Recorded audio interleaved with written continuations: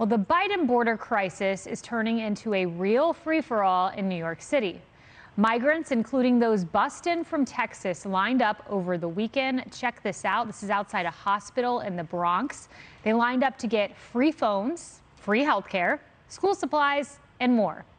And this great giveaway, all at taxpayer expense. It comes as New York City schools prepare to enroll 1,000 illegal immigrants for the upcoming year. The New York Post calling it the land of the free. Interesting front cover there, Pete. I want to juxtapose the statements of Muriel Bowser of D.C., where there have been 7,000 illegal immigrants sent, with Mayor Adams of New York City. There have been 900 illegal migrants sent there from Texas. And check out what they have to say. Bowser, it's a tipping point. This is a very significant issue. Our collective response service efforts have become overwhelmed.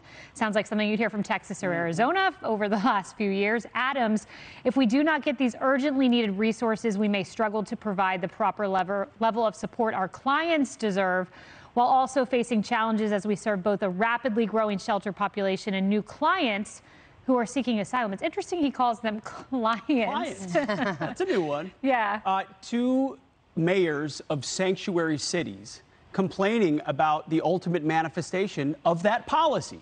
At first, I thought the busing of migrants, or I should say illegals. I think we fall into a trap by saying migrants. These are folks that broke the law. They have a legal status of asylum, but it may not be a legitimate claim, and usually is not based on the laws of our land.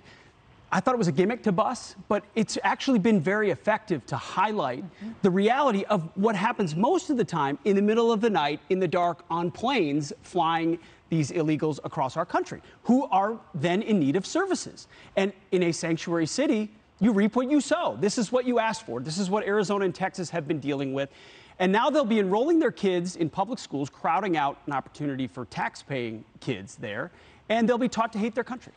Their new country by these schools, which will tell them the country you fled to is a really bad place, full of systemic racism. Yes, not illegal, but as they're greeted on the buses. By the way, 2 million total just this year alone will claim at the border. 55,000 a month will not be captured.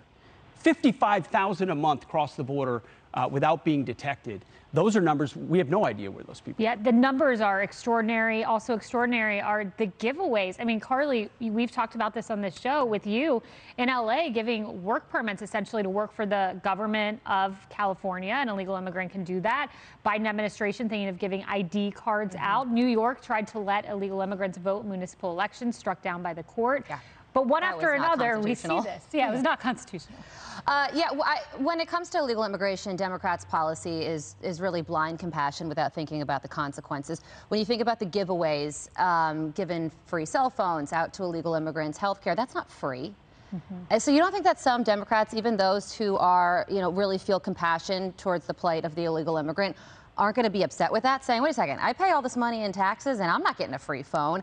That's government waste. When it comes to blind compassion turning into a dangerous policy is what's going on at our southern border. Because Pete mentioned the 55,000 known gotaways a month. So when you're letting in the hardworking illegal immigrants, you're also guaranteed letting in people on the terror watch list into the country as well that we don't know about. Record numbers of fentanyl as well. The drug cartels making money hand over fist. And then the people at the southern border, the tax-paying Americans at the southern border, feel completely forgotten. They don't support these policies. So if Republicans are smart, they would play that video of Border Patrol opening the gate and letting the illegal immigrants into the country voluntarily. They would play that video on loop in campaign ads. Yeah, and look, you're right. There are a lot of dangers that come with illegal immigration. I want to emphasize most illegal immigrants are good, hardworking people. The article I read, they were saying, I want to work. I want to come here and work. There's a legal way to do that, Kennedy.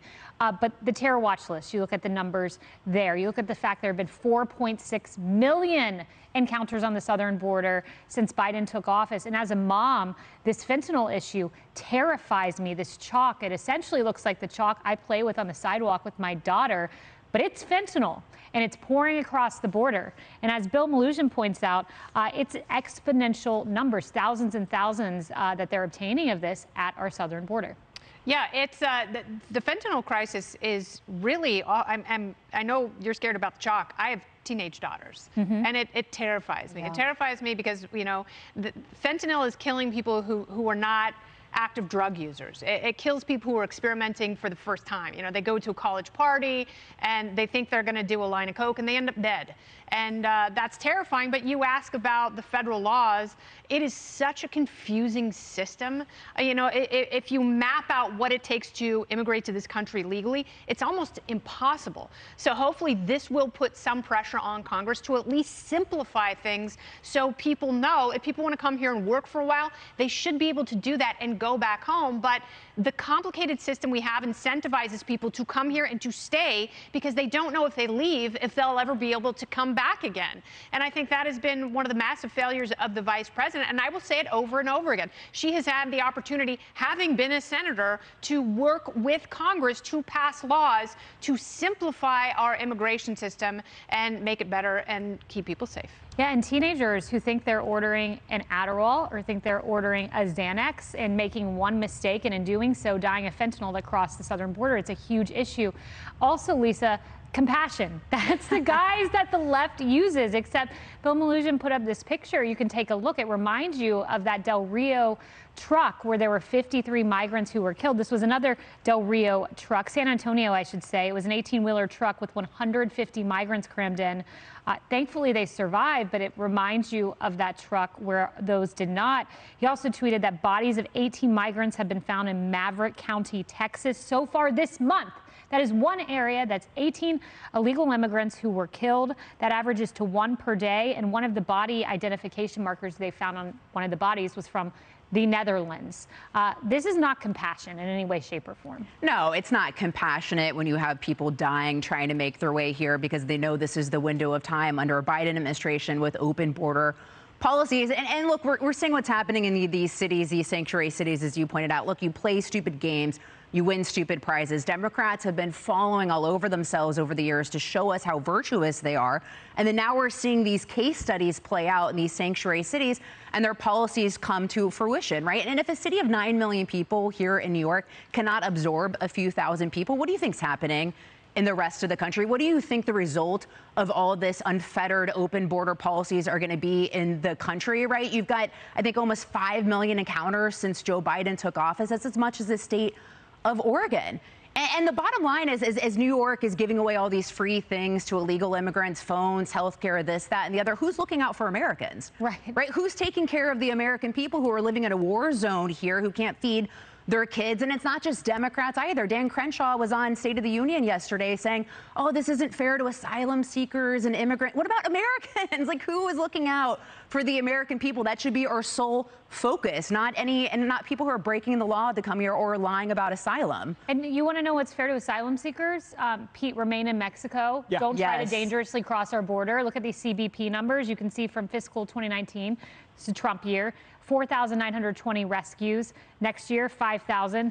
Biden takes office, 12,833 rescues at the southern border. This year, 18,897 rescues. The rescues go up, putting Border Patrol at risk, their lives at risk, putting illegal migrants at risk. Remain in Mexico. That's what's compassionate. Absolutely it is, because Tom Homan cited 1,200 migrants, illegals dead in those crossings as well. Nothing humanitarian about that. No tears on the border from socialist Democrats crying about that travesty. You know who they're taking care of?